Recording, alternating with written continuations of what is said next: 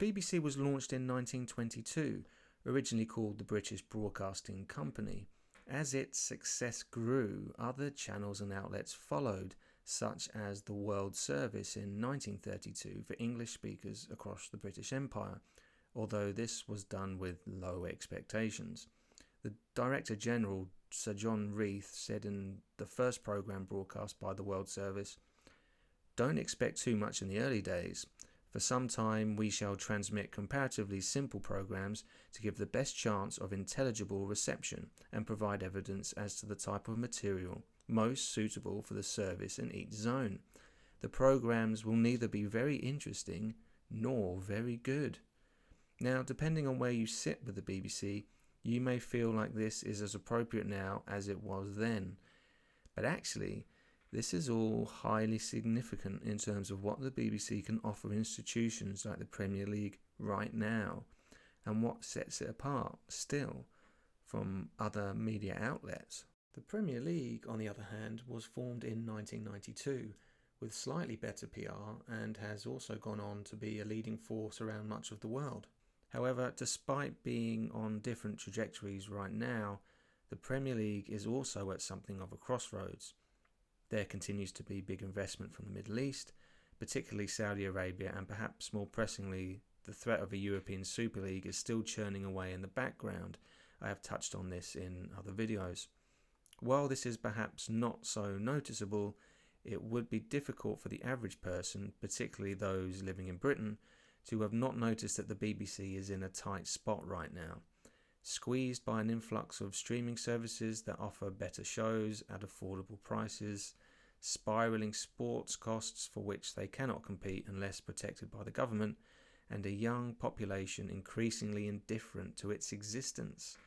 Add to that the never-ending accusations of impartiality by warring political factions and very public calamities that have been used to beat the broadcaster into a retreat. It's no wonder people are asking, what does the BBC do for us? And more importantly, why should I have to pay for it? There seem to be endless reviews about what can be done to regenerate the BBC, who have said nothing is off the table and welcome any suggestions from informed, in inverted commas, sources. Most of these, to my knowledge, are incremental changes. A cut here, a refocus there. Many of these could work and will likely have substance and reasoning behind them.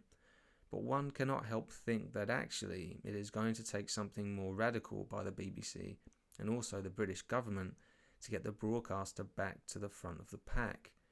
With the Premier League looking for strategies of its own, could it be the case that these two British institutions could be the answer to each other's problems? This is a dive into the business case of the BBC buying international and domestic rights to the Premier League. The first thing to mention here is actually a disclaimer. Unlike a lot of people I talk to about this, I am in favour of investing in and maintaining the BBC.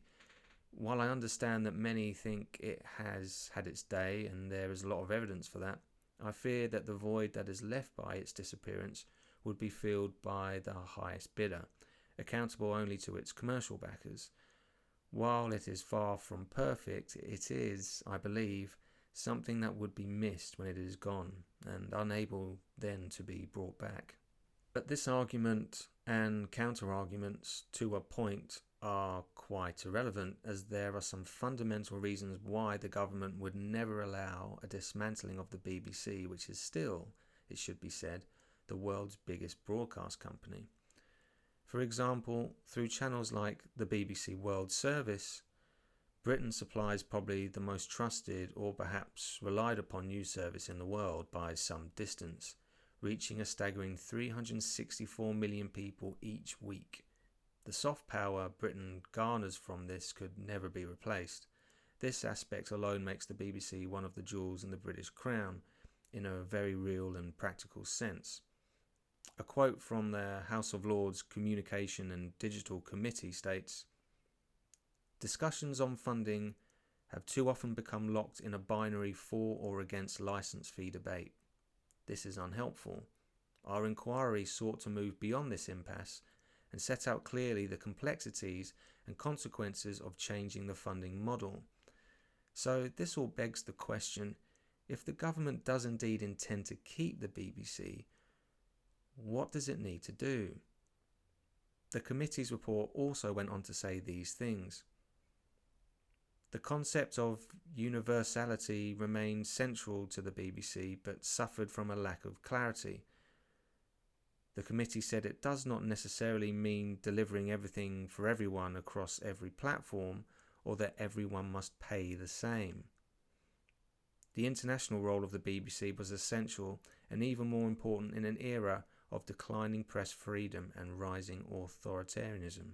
These points, particularly around charging users different amounts and prioritising the BBC's presence internationally, are major beneficiaries of making an investment in live sport, particularly one that is as popular around the world as the Premier League football, which is also a British institution.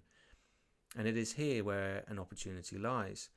Expensive to get off the ground, yes, but a huge opportunity all the same. We can get a general sense of this opportunity by building out the scenario of a BBC purchase of Premier League rights in different territories around the world. Total income for the BBC is approximately £5.3 billion each year, with 71% of this coming through the licence fee, about £3.8 billion. This is a tax that the British public pay. The remaining 29% comes from commercial activities like selling its shows internationally, grants and royalties. The licence fee is currently priced at £159 and currently paid by approximately 24 million people. So we can assume 24 million is the maximum number of people who can or could possibly be able to buy a Premier League subscription through the BBC in the UK, or what we might call our licence fee universe. Now, Sky are coy on the number of Sky Sports subscribers they have, and it is not clear what the official UK number is. We do know, however, that the best viewing figures for a Premier League match on Sky Sports ever was Manchester United versus Liverpool in January 2021, peaking at 4.8 million viewers. We also know that Sky Sports digital platforms have about 6.5 million users each year, and that Sky's total subscriber base, including those who don't have access to sport, is somewhere around 12 million. So with all this in mind, we can estimate those who subscribe to Sky Sports being somewhere around the 7 to 8 million mark. So for the purpose of building out this scenario, we will call that 7.5 million Sky Sports subscribers in the UK. Again, it's hard to put a conclusive figure on how much these users are paying a month as an average, as this differs depending on the package they're on. But based on the packages available, this is likely to be somewhere around £50 a month, or somewhere around that mark, meaning that your average Sky Sports subscriber is paying £600 a year for their subscription. This would make sense, as it would bring in £4.5 billion in revenue to Sky each season, and the rights currently cost Sky about £1.5 billion a season, leaving them a healthy profit after all the considerable expense of bringing the channels to air are accounted for. The scenarios for the BBC and the Premier League coming together in the UK are based on two variables: the amount they would charge and the amount of subscribers they would get. This, of course, will be a case of finding the sweet spot to maximise this. If the BBC was to charge £250, we can assume that the vast majority of Sky Sports and TNT subscribers would be on board. Again, assuming that the vast majority of these people subscribe to both, the number is somewhere around 8 million. This would bring revenues of 2 billion, already covering the 1.5 billion rights cost per season for the UK. But this is where it gets interesting. The key question is, how many people would like to watch live Premier League football but don't, for whatever reason, subscribe to Sky? This may have originally been because they don't want a dish, or then a box, or to be tied into a contract and pay for channels they don't want, expense, etc. The average Premier League match on Sky gets around 2 million viewers, which is similar to Match of the Day, a show that is old news by comparison. Slightly out of context maybe, but nearly 17 million tuned in to see England v Wales in the World Cup on BBC One. So the potential for substantial growth is absolutely there if the price point is deemed acceptable by the public. So at the £250 benchmark, it is not outlandish to think that Premier League subscribers could double to 16 million, bringing revenues up to 4 billion. If the BBC were to charge £350 per season, still a 58% reduction on a Sky Sports subscription, and have somewhat similar success, revenues would be somewhere in the region of a whopping 5.6 billion. This is all speculation, of course, but you can see how the numbers work here. But here is the best bit. While Sky will spend billions on getting the channels to air, the production and marketing, the BBC already have the majority of the infrastructure in place. They already send cameras to the games and provide commentary for Match of the Day. But the better part yet is the one thing BBC has that no other broadcast does, at least to the same extent: reach. While Sky will launch huge marketing campaigns to onboard subscribers, the BBC can reach more people via some well-placed promotions on BBC One and its radio stations. Just between these outlets, a huge proportion of the population is reached every week. That is before you go into the local stations, websites and other digital entities. In this way, the BBC is a bear moth, a juggernaut primed to roll out something as big as the Premier League and provide it with still bigger audiences. So I've gone a little bit BBC heavy here, and at this point we should ask the question, this is all well and good, but what will the Premier League make of all of this? After all, Sky is their trusted ally and partner. But we do know what the Premier League wants: bigger audiences. In another recent video, I outlined why the Premier League may look to buy the rights to the EFL to help fight off threats like a European Super League. Another form of protection for the Premier League is to become further established across the world, especially in populous regions like India and the US, places the Premier League is earmarked for growth. It is vital for them that they become the dominant football brand across the world now and in the future because of increased investment from other places, namely the US and Saudi Arabia. This is where an even bigger opportunity for the BBC and the Premier League potentially lies.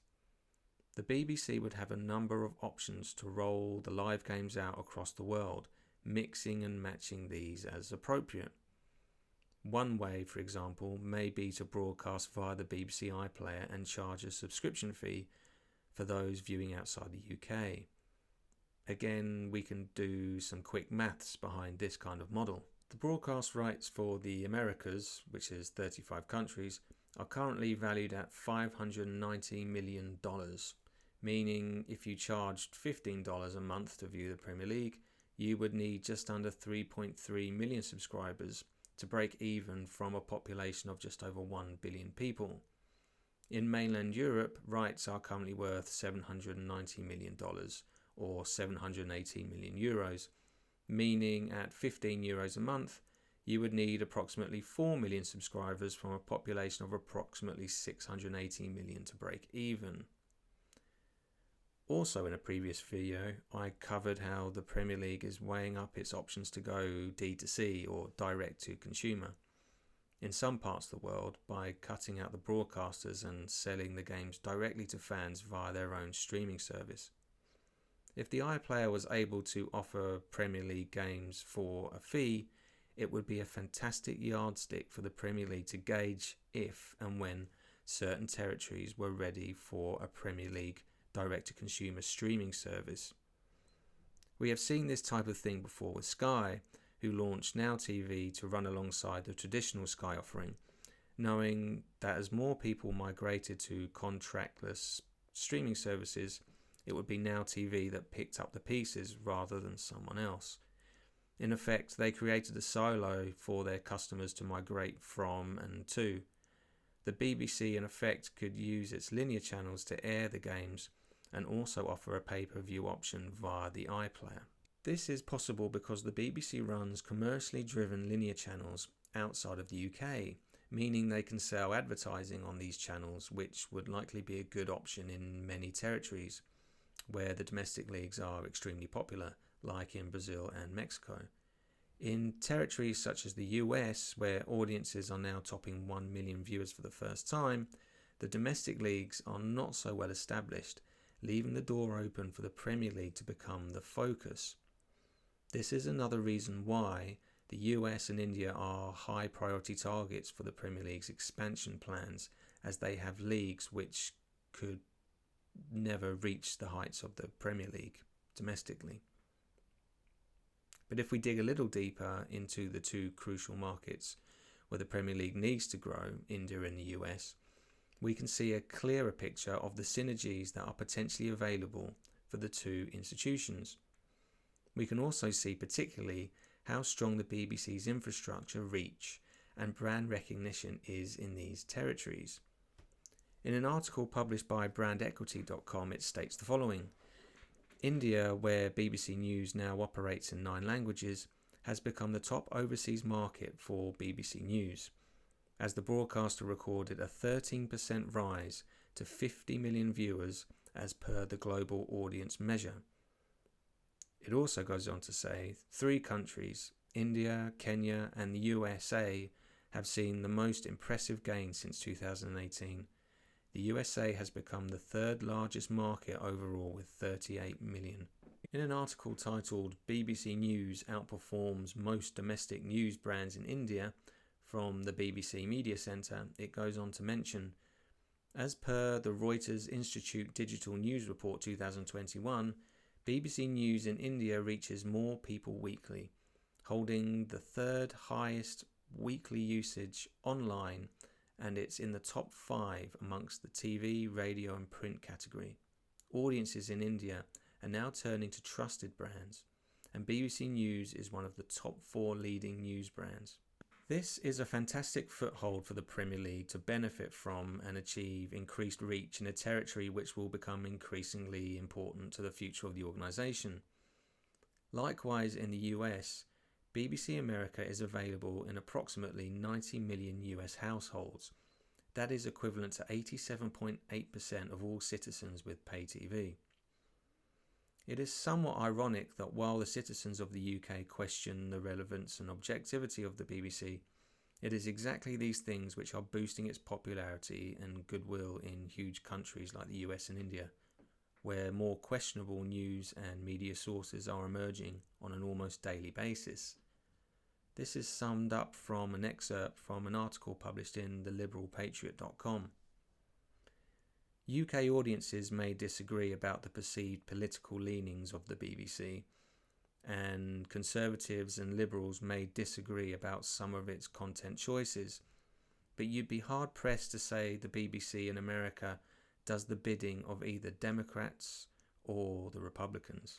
In fact, in their research about brand trust scores among US citizens for news outlets, the BBC beat everyone bar the local news. That is some feat.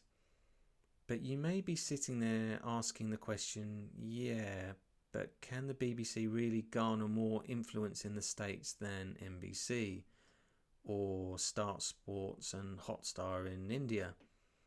And you would be right, because the answer is, well, no. However, the BBC is big enough, as mentioned, so that people who might be interested in finding and watching EPL matches can and will. Even BritBox, as a quick further example, does healthy numbers in the US, with somewhere in the region of 1 million subscribers. But there are deeper advantages to think about here. If the BBC is the owner of rights across multiple territories, it creates cost savings in terms of production and operational synergies. But perhaps more interestingly, and this is the bit the Premier League will be interested in, there is better scope to change kickoff times to suit US audiences or Indian audiences if deemed as commercially appropriate. Because the BBC would have the rights, it would avoid the inevitable tug of war between differing UK, US and Indian rights holders. As the game grows in these territories, this is something that will come into thinking of those tasked with growing the Premier League's influence in territories further afield, particularly America and India, and this will happen sooner rather than later. So we can see what this means from a high-level strategic sense, from the point of view of both the BBC and the Premier League. If we consider the different types of innovation here, we can assess this domestically and internationally. This grid is designed to ask two questions. The first is about the market and the second is about technology. The first question about the market is, does the innovation create a new market or address the existing market? The second question about technology is, does the innovation use a new technology or an existing technology? Any strategic value in an agreement between the BBC and the Premier League in the UK would be predicated on the ability to create a new and bigger market for people watching live Premiership football matches. People that like football but have previously not made the jump to subscription services like Sky. This is in reality creating a new market and boosting the viewership, and perhaps quite drastically. If we look internationally, this is also doing something similar, however with the potential of adding the iPlayer as a pay-per-view option. It could even look to do this domestically too. Either way, the technology would in no way be new or groundbreaking, so again, this would mainly be architectural type innovation for both domestic and international initiatives between the two. The fact that there is no real technology innovation or building required here is kind of the point. There is no new marketing channels required or anything operationally which doesn't already exist. The tracks are already laid and the power of the BBC brand is able to help catapult the Premier League to where it wants to go, while the benefits of providing one rights holder across multiple territories are large and will be able to help grow the game in some of the world's most significant markets. Now, I know what you are thinking. Where in the world is the UK government going to get the extra 3.5 billion-ish dollars a year to finance this? We've shown that they could make the money back, but there's still a huge upfront cost. Am I slowly losing the plot while I toil away creating these essays? Well, really, it all comes down to prioritization. If, as I think they do, the government thinks the BBC is worth saving, then it's worth saving. And this, or something along these lines, would transform the organisation. Bear in mind, HS2 is projected to cost between 72 and 98 billion pounds. So really the question is, how important do you think the BBC is? Because if you think it is important, if you are willing to invest and you have a plan, there are things you can do about it. Also, how important is the long-term prosperity of the Premier League to the British government? It has become a huge media outlet in its own right and has the potential, if it is not already, to be considered one of the jewels in the British crown, despite it being a purely commercial venture. An integration with the BBC would potentially help it achieve this status within the country and its people. With the Royal Charter ending in 2027, it essentially gives the government and BBC 4 years to make these crucial calls. But if Britain wants to remain the home of the world's biggest broadcaster and the world's biggest football league, then perhaps opportunity knocks. Many thanks again, everyone, for watching this, getting to the end of this video. Feel free to comment below. Thank you to all those who have subscribed and talked about my other videos that I've got.